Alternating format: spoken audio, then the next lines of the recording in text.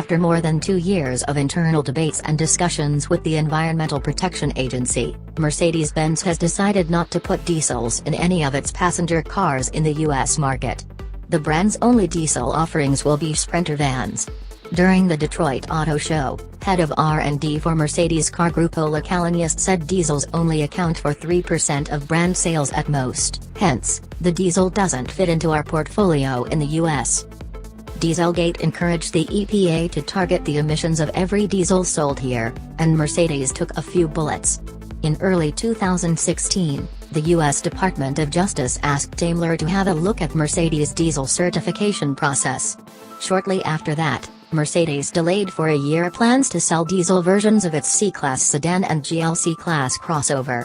1 year later, the EPA still hadn't granted Mercedes the right to sell 2017 model year diesel vehicles in the U.S., so Mercedes gave up trying.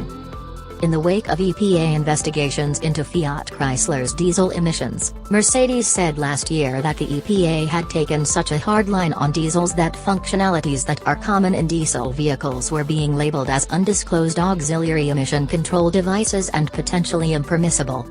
Mercedes has decided that the effort to comply requires too much investment for just 2 or 3% of sales here, especially now that EVs are getting major attention inside the company and in the marketplace.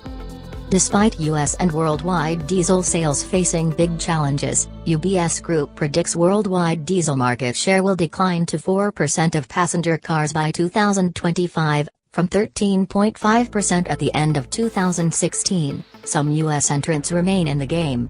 Outside of trucks, the traditional diesel vehicle, BMW offers an oil-burning 3 Series and X5, Chevrolet has a turbodiesel Cruze, and Jaguar Land Rover, which said 10 to 15% of its US sales were diesels, proffers a range of models from this to the Range Rover.